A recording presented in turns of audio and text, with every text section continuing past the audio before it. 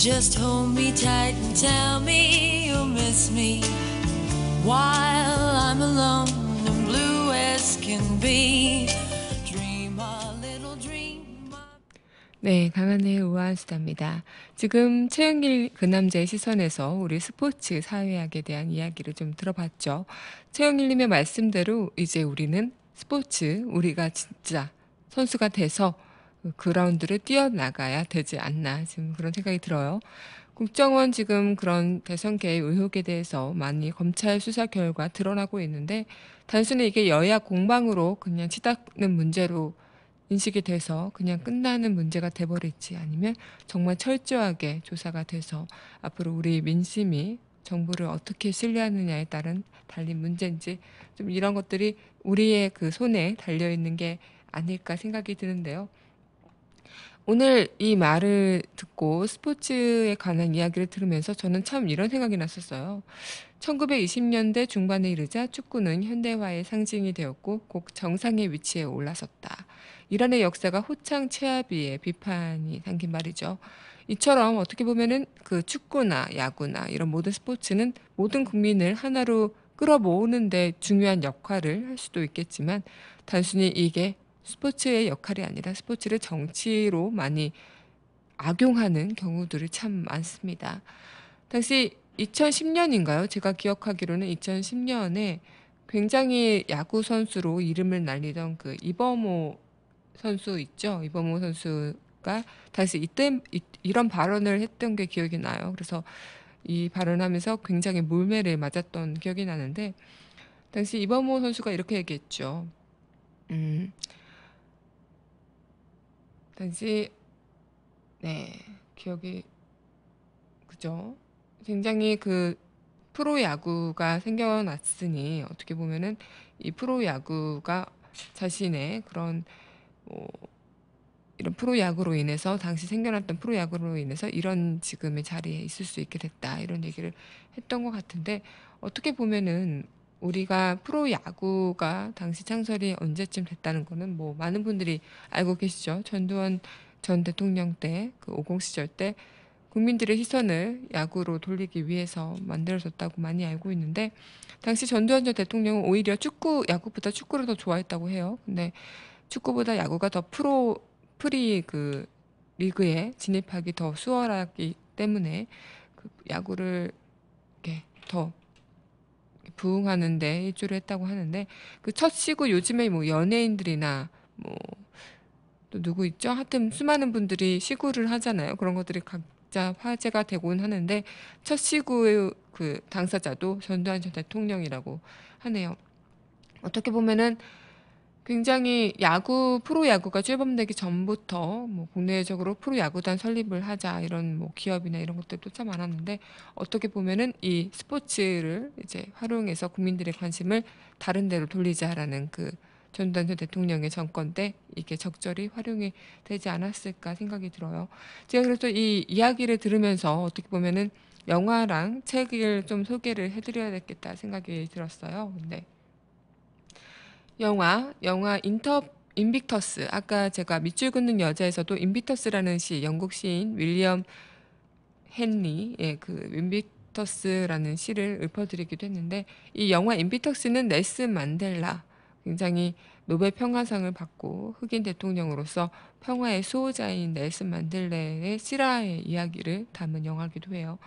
이 영화 내용이 뭐냐면 당시 어떻게 보면은 남아프리카 그 상황이 남아공 시대가 굉장히 18세기 초반에 남아프리카 공화국은 어떻게 보면 굉장히 네덜란드의 점령지로서 많은 사람들이 그 영국의 식민지로서 핍박받는 삶을 살게 되죠.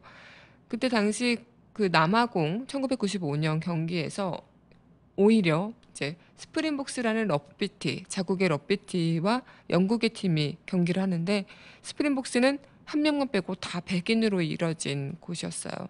근데 오히려 그 남아공의 흑인들이 자신의 팀이 아닌 영국의 팀을 응원을 하는 모습을 본 거죠. 그 모습을 보면서 아, 더 이상 이렇게는 안 되겠다. 우리가 하나가 돼야 되지 않냐라는 생각으로 넬슨 만델라는 이제 그 인종과 국경을 초월하는 그런 스포츠를 통해서 모든 국민의 마음을 하나로 뭉치게 해야겠다라는 생각을 하게 됐고, 그렇게 스프링복스의 주장 프랑스와 피나르를 이제 불러서 내년 경기를 꼭 이겨달라, 이렇게 우승을 해달라고 제안을 하게 됐죠. 그렇게 극적으로 이 스프링복스는 정말 한마음이 돼서 우승을 하는 결과를 나타나게 됐고, 그걸 그날 경기는 역사적으로 뭐 흑과 백 이분법적인 논리에서 나는 흑이니까 백은 절대 응원 안 해, 이런 것들이 아니라 같은 국민이 같은 마음이 돼서 응원을 하게 됐던, 그런 온 국민이 하나가 된 역사적인 사건을 이제 다룬 영화기도 해요.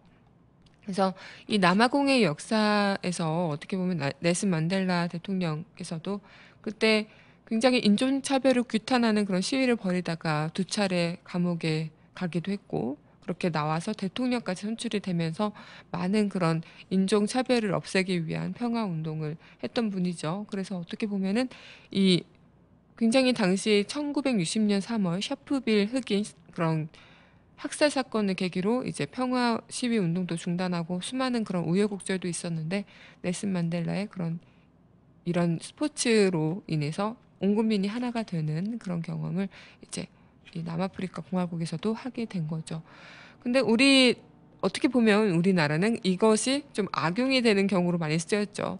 여기서는 온 국민이 하나가 돼서 인종차별 없이 서로의 그런 이분법적인 논리가 없이 하나가 되는 것에 주력을 했다면, 어떻게 보면 지금 이 당시 넬슨 만델라는 당시 전두환 전 대통령이 됐었고, 이 종목인 럭비는 야구로 해서 우리나라 국민들이 정치가 어떤 일이 일어나는지, 지금 다른 어떤 지역에서는 어떤 일이 일어나는지 관심 없이 스포츠에만 열광하고 있었던 시대가 또 있었던 게 아닐까 생각이 들어요. 지금 뭐, 네, 맷 데이먼이나 모건 프리번이 나오는 영화입니다.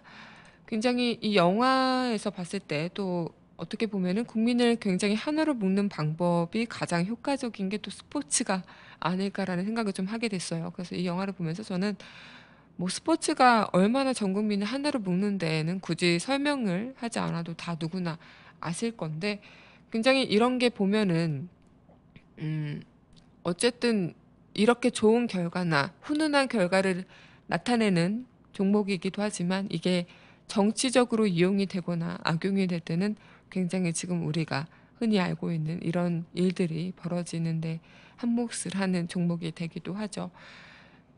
제가 책을 또 소개해드릴 책이 있는데, 이 책은 네, 바로 축구는 어떻게 세계를 지배했는가라는 책이에요. 이 미국 작가가 쓴 책인데, 당시 스포츠가 단순히 그런 축구나 스포츠가 아니라 정치화가 되고 권력자들의 도구로 사용되는 것을 비판하는 내용을 담은 책이죠. 어떻게 보면 이 많은 사람들이 축구에 참 열광하는데, 지금 우리가 내년 2014년 브라질 월드컵, 지금 예선 전부터 굉장히 뜨겁죠. 저도 축구를 참 좋아하는데 잘 보지는 못해도 축구 2002년 때 월드컵 때 당시에는 축구 경기 룰을 잘 알지 못했어요. 하지만 그 열기에, 그리고 한일 월드컵이라는 그 하나의 모든, 저는 그때 당시 고2였는데, 고1이었군요. 고1이었는데, 고3 선배들이 수험인데도 불구하고, 인생이 달린 수험인데도 불구하고 월드컵 시즌에는 거의 공부를 하지 못하셨다는 이야기도 참 많이 듣고요. 저도 학교 때 학교 운동장에 야자를 하다가 친구들과 뛰쳐나가서 축구 경기 보고, 또 이기면은 그 거리를 활보하고 막 놀고 다니고, 하나의 그 축제였죠, 그냥. 그리고 당시 아파트 단지에서는 골을 넣을 때마다 정말 아파트 그 전체가 울릴 정도로 모든 사람들이 열광하는 게 참 많이 느껴졌었는데, 그것처럼 어떻게 보면은 이 많은 사람들이 축구에 참 많이 열광을 한다는 거는, 뭐 축구의 룰을 몰라도 모르는 여자들이 그 거리를 나가서 막 태극기 두르고 몸에 그랬던 걸 보면 알 수 있는 부분이죠. 하지만 이 축구로 인해서 뭐 나이키나 뭐 아디다스 이런 다국적 기업이 얼마나 많은 돈을 벌었는지, 그리고 이 축구를 피버노바를 만들기 위해서 당시 파키스탄 어린이들은 얼마나 혹사를 당했는지, 이런 것들은 우리는 관심을 두고 있지도 않고 또 알아보려고 하지도 않죠. 어떻게 보면 이런 모습이 축구에서만 나타나는 것이 아니겠죠. 모든 스포츠가 앞서 말씀드린 것처럼 마찬가지일 텐데 1997년 우리 박찬호 선수, 지금 류현진 씨가 그렇게 지금 나가고 있는데 박찬호 씨가 첫 메이저리그에 진출을 하게 될 때 그때도 온 국민이 이 박찬호라는 선수에 열광을 하게 됐고 당시 우리는 IMF라는 정말 힘든 그런 산을 넘어가고 있을 때였는데 그때도 이 역할을 그냥 우리에겐 잠시의 쾌락으로 여겨질 수 있을 만큼 굉장히 박찬호 선수에 대한 열광이 컸었습니다.